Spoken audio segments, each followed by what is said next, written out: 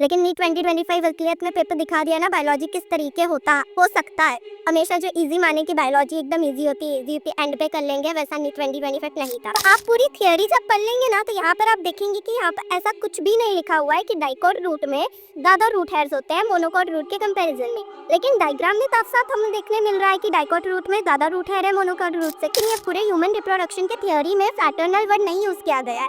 लेकिन NCERT exercise के 20th question पे आप देखेंगे तो फ्रैटर्नल ट्विंस का वर्ड यूज किया गया है। Hey champs, welcome back to a new video. ये वीडियो केवल बायोलॉजी के लिए स्पेसिफिक होने वाली है।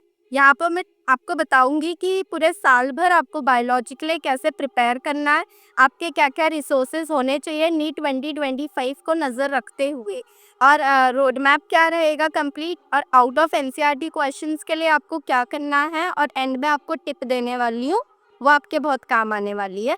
और मैंने कैसे अपने बायोलॉजी को प्रिपेयर किया था वो मैं आपको दिखाऊंगी। चलिए वीडियो में आगे बढ़ते हैं। नीट 2025 बायोलॉजी देखे ही होंगे आप कि कैसे था, खतरनाक बायोलॉजी थी। मतलब पहले के टाइम पे कैसे हुआ करता था, वन लाइनर क्वेश्चंस आ गए या इतने मतलब कंफ्यूजिंग टाइप नहीं रहते थे, इतने स्टेटमेंट्स नहीं आते थे। लेकिन यहाँ पर जो नीट 2025 में बायोलॉजी आई थी वो लेंदी भी थी, जिसके वजह से बच्चों को टाइम भी लगा। बाकी सब्जेक्ट्स में नहीं ध्यान दे पाए, टाइम ही नहीं था, क्वेश्चन ही नहीं पढ़ पाए बाकी सब्जेक्ट्स के, जिसके वजह से पेपर भी बच्चों के छूट गए। और वेटेज प्रॉपर नहीं फॉलो हुआ था। जैसे फ्रॉग जैसे जो चैप्टर है वहाँ से 400 क्वेश्चन आ गए, और जो इवोल्यूशन जो इतना बड़ा चैप्टर है वहाँ से केवल एक क्वेश्चन आया। और डीप कॉन्सेप्ट वाले क्वेश्चंस पूछे गए थे अंदर से। सिर्फ वन शॉट देखने से काम नहीं चला होगा, जिसने भी वन शॉट के थ्रू प्रिपेयर किया था या एंड में बायोलॉजी को अपने रखी थी कि चलो पहले मैं फिजिक्स केमिस्ट्री कर लेता है, बायोलॉजी तो इजी है, बायोलॉजी एंड में आराम से कर लेंगे, ऐसा करके जिसने छोड़ा था। तो उसके लिए तो फिर बायोलॉजी ने दिखाई दिया कि कैसी बायोलॉजी आ सकती है, एनटीए ने वो दिखा दिया करके। और आउट ऑफ एनसीईआरटी क्वेश्चंस कुछ आए थे, तो उसके लिए हमें क्या करना है वो मैं आगे दिखाऊंगी आपको। ये ओवरऑल एनालिसिस था नीट 2025 बायोलॉजी पेपर का। नेक्स्ट, कौन कौन से क्वेश्चन टाइप थे, मतलब तो असर्शन रीजन जो आते ही है कंफ्यूजिंग टाइप, और स्टेटमेंट बेस्ड में भी स्टेटमेंट 1 और स्टेटमेंट 2 दिया जाता है, और उसमें हमें करेक्ट इनकरेक्ट मतलब ट्रू है फॉल्स है वो बताना रहता है। और इस तरीके का भी आता है कि जो मल्टीपल स्टेटमेंट्स दे देते हैं, फिर हमें बताना है चूज द करेक्ट स्टेटमेंट। तो उसमें से ए बी सी जो करेक्ट है 5-6 स्टेटमेंट दे दिए जाते थे, वो भी 5-6 स्टेटमेंट अलग अलग पैराग्राफ से, अलग अलग चैप्टर्स से भी हो सकते हैं। फिर ऑर्डर सीक्वेंस हमने देखा था, जैसे प्लांट किंगडम से 2 आए थे, टेरिडोफाइटा और ब्रायोफाइटा के लाइफ साइकिल का सीक्वेंस में अरेंज करना था, जो कि बहुत ज़्यादा टाइम ले रहा था। मैच द फॉलोइंग आते हैं, और डायग्राम बेस्ड क्वेश्चन, और डायग्राम बेस्ड क्वेश्चन एक अलग तरीके का भी आया था जो नीट 2026 का ट्रेंड डिसाइड कर सकता है। तो मैं आपको आगे दिखाऊंगी वो कौन सा क्वेश्चन था। नेक्स्ट, नीट 2026 बायोलॉजी के लिए आपको क्या करना है। अब नीट 2025 पेपर देखने के बाद हमारा ये होना चाहिए कि मिनिमम टारगेट 340 प्लस तो होना ही चाहिए। अच्छी बात है हम 360 आउट ऑफ 360 स्कोर कर लें, लेकिन बार मिनिमम स्कोर एक मैं रख रही हूँ कि 340 तो होना चाहिए, क्योंकि उसके बिना फिर केमिस्ट्री और फिजिक्स में हम कितना भी ट्राई करेंगे, बायो एक स्कोरिंग सब्जेक्ट होता है और ये 50% वेटेज अपना रखता है। तो इसके लिए ये इजी भी है, इसमें एफर्ट्स कम डाल ले और हमारे आउटपुट ज़्यादा निकलेगा। तो हमें कुछ नहीं करना है, हमारा नवंबर तक कंप्लीट हो जाना चाहिए बायो। जैसे मैंने आपको कंप्लीट रोड मैप सारे सब्जेक्ट्स का बताया था, तो मैंने बताया था कि बायो आपकी नवंबर तक एंड हो जानी चाहिए। इसका ये फ़ायदा रहेगा कि आप जब नवंबर तक बायो एंड कर देंगे तो उसके बाद आपको एनसीईआरटी मल्टीपल टाइम रिवाइज करने को मौका मिल जाएगा। ये बहुत ज़रूरी है। एनसीईआरटी जितने बार आप नीट से पहले पहले रीड कर लेंगे ना, क्योंकि हमारा पेपर मेजॉरिटी पोर्शन तो हमारा एनसीईआरटी बेस्ड ही होने वाला है, तो उस वजह से हमारे एनसीईआरटी एकदम टिप पे होनी चाहिए कि कहीं से भी वो लाइन्स उठ के आ जाए, हमें वो करने आना चाहिए, उसमें कोई भी डाउट नहीं होना चाहिए बिल्कुल। और जब हमने बार बार एनसीईआरटी को रीड किया रहेगा, तभी जितने भी स्टेटमेंट दे दे, 5-5 6-6 स्टेटमेंट दे दे, उस क्वेश्चन को टाइम टेकिंग बना दिया जाए, कुछ भी अगर, लेकिन हमारे एकदम टिक पे है एनसीईआरटी, तो हम पढ़ते ही एक झटके में कर लेंगे। बाकी बच्चों को वो पढ़ने में 2-3 टाइम पढ़ना पड़ेगा, उसके लिए वो और टाइम लेंगे, और यहाँ टाइम लिया मतलब कि फिजिक्स और केमिस्ट्री में टाइम नहीं दे पाएंगे, तो ओवरऑल इनका रैंक नीचे ही आने वाला है। तो बायोलॉजी अपना रैंक डिसाइड करेगा, तो इसके लिए हमें यही करना है कि फटाफट जितने बार हम एनसीईआरटी रीड कर पाए अच्छे से, वो करने के लिए हमें नवंबर तक अपना सिलेबस कंप्लीट करना ही होगा। फिर मल्टीपल रीडिंग्स हो पाए एनसीईआरटी के बाद में, तो इसके लिए हमें डेली 1.5 आवर का लेक्चर देखना है। अपना जो लेक्चर 1.5 आवर से 2 आवर तक का हो सकता है, तो वो लेक्चर देखना है हमें। फिर मैं क्यों बोल रही हूँ, पहले मैं लास्ट ईयर तो बायोलॉजी के लिए लेक्चर मैंने जैसे मॉलिक्यूलर बेसिस ऑफ इनहेरिटेंस और अपना बायोटेक, ये सब के लिए ही मैंने डिटेल में लेक्चर देखा था रितु मैम का। और मैंने नहीं देखा था, बाकी सबके वन शॉट्स ही देखे थे, लेकिन मैं आपको यही सजेस्ट करूंगी कि आप डिटेल लेक्चर पर जाइए। जिस तरीके से अपना डीप कॉन्सेप्ट अच्छे से, जहाँ से डीप क्वेश्चंस बन सकते हैं, तो अपने कॉन्सेप्ट सारे क्लियर होने चाहिए। इसके लिए डेली 1.5 से 2 आवर का जो लेक्चर होगा वो हमें करना है। वो अपने स्पीड पर 1.5x 1.25x पे करके देख सकते हैं। रिकॉर्डेड देखिए, वो ज़्यादा बेनिफिशियल होता है। और 1 आवर की एनसीईआरटी रीडिंग डेली मस्ट है। इस तरीके नहीं कि सिर्फ पेजेस पलटाए जा रहे हैं, रीड कर रहे हैं, उस तरीके नहीं। एक एक टर्म, एक एक वर्ड, कहीं से भी कुछ भी मिस नहीं होना चाहिए। उस तरीके की रीडिंग होनी चाहिए। किस तरीके मैंने अपने टाइम पे रीडिंग की थी, कैसे हाईलाइट की थी, वो मैं आपको आगे दिखाने वाली हूँ, एक एक पूरा प्रॉपर फोटोज़ के साथ। और 1 आवर की क्वेश्चन प्रैक्टिस होनी चाहिए। और वो क्वेश्चन प्रैक्टिस में भी उस तरीके के क्वेश्चंस करने हैं जो नीट 2025 में आए थे। जो पहले पीवाईक्यूज में आया करते थे, वन लाइनर क्वेश्चंस होते थे, वो आप कम ही करिए। ऐसा नहीं है कि नीट 2025 में वन लाइनर क्वेश्चन नहीं आए, लेकिन बहुत कम आए। तो उसके लिए हमें यही ध्यान देना है कि ज़्यादा ऐसे क्वेश्चंस करने हैं जो लेंदी हो, टाइम जिसमें लगे, जिस तरीके से नीट 2025 का पेपर आया था। अभी टोटल हमारे 32 चैप्टर्स है बायोलॉजी में। 11th बायोलॉजी में 19 चैप्टर्स है और 12th बायोलॉजी में 13 चैप्टर्स है। तो हमें सबसे पहले क्या करना है, लेक्चर्स देख लिया मैंने, जैसे कि बताया डिटेल ही देखो ज़्यादातर, और वन शॉट उस चैप्टर का, जैसे लिविंग वर्ल्ड का देख लिया, या फिर इकोलॉजी के कुछ चैप्टर्स के देख लिए वन शॉट। तो उस तरीके के चैप्टर्स के आप वन शॉट देख सकते हैं जिसमें आप बहुत ज़्यादा कॉन्फिडेंट हो, जहाँ से क्वेश्चन आप नहीं गलत कर रहे हैं। और नेक्स्ट लेक्चर्स देखने के बाद अपने को उसी दिन एनसीईआरटी लेके बैठनी है, उसे हाईलाइट करनी है, चीज़ें साइड में लिखनी है। कैसे साइड में लिखनी है वो मैं आपको दिखाती हूँ। नेक्स्ट एनसीईआरटी बेस्ड ही क्वेश्चंस करने हैं। कितने भी आउट ऑफ एनसीईआरटी क्वेश्चन वो नीट 2026 के लिए एनटी कौन सा भी पूछ सकता है। हम नहीं प्रिडिक्ट कर सकते, टीचर नहीं प्रिडिक्ट कर सकते, और टीचर उतने क्वेश्चन हमें करा ही देंगे। उतना सिलेबस आउट ऑफ एनसीईआरटी जो उनको सही लगेगा वो कराने ही वाले। तो हमें उसके पीछे नहीं भागना है, हमें बस एनसीईआरटी बेस्ड क्वेश्चंस ही रखने हैं। और कुछ इंपॉर्टेंट अलग सा रहेगा तो हम टेस्ट के क्वेश्चंस ये सब के थ्रू हम सीख ही जाएंगे ओवरऑल। तो हमें लेंदी क्वेश्चंस जो टाइम कंज्यूमिंग, जैसे नीट 2025 में आया था, वैसे क्वेश्चंस प्रैक्टिस करने हैं। ये नहीं कि सिंपल क्वेश्चन ले लिए, फटाफट से होते आया, सिर्फ कॉन्फिडेंस के लिए अपने की अरे वाह हमारा बायोलॉजी क्वेश्चन कितना फटाफट अच्छे से बन रहा है। लेकिन नीट 2025 असलियत में पेपर दिखा दिया ना बायोलॉजी किस तरीके हो सकता है। हमेशा जो इजी माने कि बायोलॉजी एकदम इजी होती है, इजी होती है, एंड पे कर लेंगे, वैसा नीट 2025 नहीं था। फिर उसके बाद नीट पीवाईक्यूज करने हैं। नीट पीवाईक्यूज बहुत मस्त है, वह आपको टाइमर लगा के अलग से सॉल्व करना है। नेक्स्ट उसके बाद मैं बोलूँगी एनसीईआरटी एग्जाम्पलर भी एक बार ज़रूर से करिए। ये अभी नहीं कर पाए तो एंड में जनवरी फरवरी के टाइम पर भी आप कर सकते हैं, उसके लिए रख दीजिएगा। और एनसीईआरटी एक्सरसाइज का बहुत बड़ा रोल हो सकता है नीट 2026 के लिए, वो कैसे मैं आपको आगे बताती हूँ। और जो टेस्ट के क्वेश्चंस के सोर्स हमारे बहुत सारे हैं। पहले जो एनसीईआरटी बेस्ड क्वेश्चंस जो हम करने वाले हैं, उसके बाद एग्जाम्पलर, एनसीईआरटी एक्सरसाइज, फिर जो पीवाईक्यूज में इतने सारे क्वेश्चंस हो जाते हैं। और पीवाईक्यूज मल्टीपल टाइम्स हमें करना है नीट तक गैप दे देकर।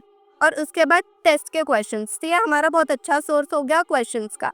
इतने क्वेश्चंस ये सब कंप्लीट करके अपने को रखने हैं। प्रॉपर एक चेकलिस्ट होना चाहिए, क्या हमने एनसीईआरटी एग्जाम्पलर कर लिया है, टिक लगा दिया, जैसे मैंने पहले के रोड मैप वीडियोस में आपको बताया है। नेक्स्ट आपका अप्रोच कैसा होना चाहिए। सबसे पहले आपको रीड करना है, फिर से हाईलाइट करना है। लेक्चर्स देख लिया ये सब, अब टीचर ने कुछ एक्स्ट्रा बनाया है, मैं नहीं नोट्स प्रीफर करती बनाना, और मैंने भी नहीं बनाया था, मैं डायरेक्ट एनसीईआरटी लेकर बैठ जाती थी। लेकिन आप ये कर सकते हैं, नोट्स बनाने से टाइम भी बच जाएगा। आप ऐसा कर सकते हैं, जो लेक्चर आपने देखा मैंने आपको बताया था टाइम टेबल वाले वीडियो में भी, कि आपका रात में 1 घंटा बचा होना चाहिए रिवीजन के लिए, जहाँ पर आप दिन भर में जो जो पढ़ चुके होंगे वो एक बार आपके नज़रों के थ्रू जाना चाहिए। तो बायो में जो टीचर ने नोट्स बनाए होंगे, जो पीडीएफ दिया एक अपने ऑनलाइन चैनल पर, वहाँ पर से आप एक बार ऐसे पीडीएफ स्क्रॉल करके देख सकते हैं। तो उस दिन का काम आपका हो गया। अब आपको रीड करनी है एनसीईआरटी, फिर हाईलाइट करनी है, और जो ब्लैंक स्पेस होता है ना बाजू में, वहाँ पर आप चीज़ें उठाकर लिख सकते हैं। जैसे कि यहाँ मैं दिखा रही हूँ, अब ये फ्रॉग वाला चैप्टर है, यहाँ पर आप देख सकते हैं, यहाँ पर जो भी पैराग्राफ वाइज लिखा था उसको मैंने अच्छे से मेमोरी में रिटेन रहे, इसलिए मैंने फ्लो चार्ट बना दिया ताकि वो मेरे को उठ के भी दिखे और फटाक से रिवाइज भी हो जाए और अपना एक फोटोग्राफिक मेमोरी होती है ना, वो भी अपनी बन जाए एक तरीके से।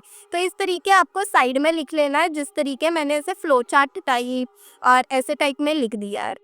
नेक्स्ट आपको हर एक डायग्राम अच्छे से एक एक केयरफुली ऑब्जर्व करना है, क्या लेबलिंग्स है वो सब चीज़ परफेक्ट आपके ध्यान में होनी चाहिए। जैसे कि आप देख सकते हैं अब ये डायग्राम, ये एनाटॉमी चैप्टर है, एनाटॉमी चैप्टर में आप देख सकते हैं ये डाइकॉट रूट है। अब डाइकॉट रूट में आप देख सकते हैं इसके एपिडर्मिस के थ्रू ज़्यादा रूट हेयर निकल रहे हैं और उसी के नीचे मोनोकॉट रूट दिया है। तो मोनोकॉट रूट में आप देख सकते हैं रूट हेयर कम है। तो आप पूरी थियोरी जब पढ़ लेंगे ना, तो यहाँ पर आप देखेंगे कि यहाँ पर ऐसा कुछ भी नहीं लिखा हुआ है कि डाइकॉट रूट में ज़्यादा रूट हेयर्स होते हैं मोनोकॉट रूट के कंपैरिजन में। लेकिन डायग्राम में साफ साफ हमें देखने मिल रहा है कि डाइकॉट रूट में ज़्यादा रूट हेयर है मोनोकॉट रूट से। तो ये एनटीए डायग्राम नहीं देंगे, लेकिन स्टेटमेंट बनाकर पूछ देंगे ऐसे कि dicot root has many root hairs than monocot root. तो ये स्टेटमेंट करेक्ट है क्या इनकरेक्ट है? लेकिन बच्चा यही सोचेगा ये तो एनसीईआरटी में गिवन ही नहीं है, हमने तो ये पढ़ा ही नहीं है। लेकिन वो एनटीए यहाँ पर जीत रहे हैं ना, क्योंकि उन्होंने डायग्राम से उठाया है ये क्वेश्चन। तो इसलिए हमें डायग्राम को भी एक एक अच्छे से ऑब्जर्व करना है। और मैंने देखो कैसे ऊपर साइड में लिख दिया अच्छे से, ताकि वो मेरे को नेक्स्ट टाइम मैं आऊँ तो मेरे ध्यान रहे। तो dicot root has many root है as compare to monocot root, ऐसा मैंने लिख के हटा दिया है। नेक्स्ट यहाँ पर थर्ड पॉइंट है कि कवर एवरी टेबल्स। आपको हर एक टेबल, जो टेबल चार्ट्स होते हैं एनसीईआरटी में गिवन, वो सारे कवर करने अच्छे से। लास्ट का जो समरी पॉइंट्स है वो तो बहुत ज़्यादा इंपॉर्टेंट होता है। डायरेक्ट एनसीईआरटी के क्वेश्चंस वहाँ पे आ जाते हैं, डायरेक्ट लाइंस आ जाती है वहाँ से। और अब इंट्रोडक्शन पार्ट भी अभी तक नहीं हम इम्पोर्टेंट समझते थे, पर नीट 2025 के बाद अब इसे भी पढ़ना पड़ेगा। जो साइंटिस्ट वाला पार्ट होता है वो भी करना पड़ेगा। और जो स्टार्टिंग में यूनिट, जैसे 3 चैप्टर की, जैसे एक सेल की यूनिट है, अब सेल में 3 चैप्टर है, cell unit of life, biomolecules और cell cycle and cell division. तो उसके पहले एक इंट्रो का पार्ट है जहाँ से रिडक्शनिस्ट बायोलॉजी का क्वेश्चन आया था।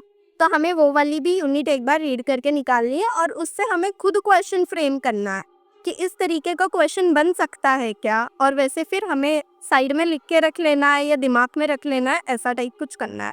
और नेक्स्ट फिर एक एक एनसीईआरटी के लाइन्स हमें पता होनी चाहिए। जैसे कि आप ये वाला क्वेश्चन देख सकते हैं जो नीट 2025 में आया था, ट्विन्स वाला। यहाँ पर फ्रैटर्नल ट्विन्स का वर्ड यूज किया गया है, लेकिन ये पूरे ह्यूमन रिप्रोडक्शन के थियोरी में फ्रैटर्नल वर्ड नहीं यूज किया गया है। लेकिन एनसीईआरटी एक्सरसाइज के 20th क्वेश्चन पे आप देखेंगे तो फ्रैटर्नल ट्विन्स का वर्ड यूज किया गया है, फ्रैटर्नल ट्विन।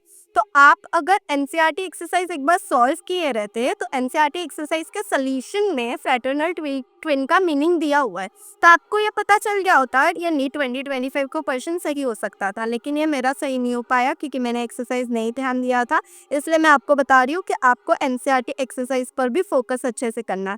और जैसे ये इस बार डायग्राम बेस्ड क्वेश्चन था, लेकिन वो स्टेटमेंट बेस्ड में बोला, एंटीबॉडी का डायग्राम नहीं दिया, केवल ये each antibody has 2 and light and 2 heavy chains, यही थियोरी में दिया हुआ था। बाकी के 3 स्टेटमेंट थियोरी में नहीं दिए हुए, लेकिन ये हमें एनसीईआरटी के डायग्राम से पता करना था। ये जो सी टर्मिनल और एन टर्मिनल यहाँ पर दिया है, इसके थ्रू ये स्टेटमेंट्स बना दिया क्वेश्चन। तो हमें ध्यान करना है, एक एक टेबल, एक एक डायग्राम, एक एक हर एक चीज़ का लेबलिंग अच्छे से हुआ होना चाहिए, पता रहना चाहिए।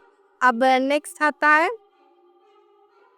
रिवीजन। अब बहुत ज़्यादा बड़ा मेन रोल प्ले करेगा। रिवीजन कैसे? अभी जैसे मैंने बोला नवंबर तक आपको अपने सिलेबस कंप्लीट कर देना है। एक बार अपने सारे कॉन्सेप्ट्स अच्छे से क्लियर कर लेने हैं, एकदम कॉन्सेप्ट स्ट्रॉन्ग कर लेना है कि इस बात से क्वेश्चन कॉन्सेप्ट वाला आया तो वो क्वेश्चन मेरे गलत नहीं होने चाहिए। और एनसीईआरटी फ्रीक्वेंट रीडिंग तो बाद में होनी है, नवंबर के बाद अपना वही काम बचने वाला है। एनसीईआरटी की बार बार रीडिंग करो, क्वेश्चंस करो, बस इतना ही, और मॉक्स लगाओ। फिर रिवाइज एनसीईआरटी बार बार करनी है, क्योंकि हमें पता है डायरेक्ट एनसीईआरटी के लाइंस उठ के आ जाते हैं और अलग अलग पैराग्राफ से उठ के आ जाते हैं। जैसे कि मैंने नीट 2025 का पूरा पेपर एनालाइज अच्छे से कर दिया है, आपको मेरे चैनल पर भी देख सकते हो। बायोलॉजी के सेक्शन में आप जाएंगे तो बायोलॉजी का वीडियो में आप देख सकते हैं, वहाँ पर मैंने पूरा पेपर कहाँ से आया है, एक एक एनसीईआरटी के कौन से पैराग्राफ से, कौन से पेज नंबर से, वो मैंने डिटेल में एक्सप्लेन कर दिया है। वो देखने के बाद आपको आइडिया लग जाएगा कि नीट 2026 के लिए आपको कैसे प्रिपेयर रखना है। अब जो आउट ऑफ एनसीईआरटी क्वेश्चंस के लिए आप इतना चिंता कर रहे हो, उसके लिए इधर उधर मत भागिए। मैं अगर नीट 2026 के लिए अपियर कर रही होती तो मैं यही रखती कि नीट 2025 देखने के बाद भी कि वो जो 4-5 क्वेश्चन भी आउट ऑफ एनसीईआरटी आए हैं ना, मैं उसके पीछे नहीं भागती, क्योंकि जो मेरे 86 क्वेश्चंस जो मेजॉरिटी है, मैं उसको सही करने के पीछे भागती, क्योंकि मुझे यह था कि मुझे 340 प्लस लाना है। मेरे दिमाग में ये रहता कि ऐसे भी 350 360 हो सकता, तो उस तरीके मुझे लाना है, तो मैं उसके पीछे, क्योंकि जो है ही नहीं प्रेडिक्टेबल, जो कहीं से भी आ सकता है, उसके पीछे मैं क्यों अपना पूरा पेपर बाकी का स्पॉइल करूँ, टाइम वेस्ट करूँ। और टीचर्स पे ट्रस्ट करिए, टीचर्स को जो इम्पोर्टेंट लगता है वो कवर कर ही देंगे। और आपको जब एनसीईआरटी रीड भी कर रहे हैं आप, तो आपको एक एक वर्ड एक एक अच्छे से ध्यान में रखते हुए रीड करना है। पैराग्राफ जब आप रीड कर रहे हो तो किस तरीके का कहाँ से क्वेश्चन बन सकता है, वो खुद से प्रेम करके इस तरीके आपको रीडिंग करनी है। अब नेक्स्ट ये मेरे चैनल पर मैंने एनालाइज कर दिया है, आप जाकर देख सकते हैं। Thank you. Like share subscribe करिए। बायोलॉजी को भी हल्के में मत लीजिए, बायोलॉजी को बस यही ट्राई करिए कि नवंबर तक आपका एंड हो जाए। ये बहुत अच्छा मैं स्ट्रैटेजी आपको बता रही हूँ, इस तरीके आप करेंगे नवंबर तक आराम से अच्छे से कर सकते हैं। उसके बाद 15 से 20 टाइम्स तो आपका रिवीजन हो ही जाना चाहिए। एनसीईआरटी का मेन यही है कि अपना एनसीईआरटी टिक पे होना चाहिए और कोई नहीं रोक सकता। फिर वही जो एक आध आउट ऑफ एनसीईआरटी क्वेश्चन अलग से आ गए, क्या पता अपने सही भी हो सकते हैं, नहीं भी हो सकते, लेकिन 340 प्लस तो स्कोर आराम से इस तरीके से आ ही जाएंगे। Thank you. फिर नेक्स्ट वीडियो आपको कौन सा चाहिए आप कमेंट करके बता सकते हैं। तब तक के लिए बाय बाय, टेक केयर।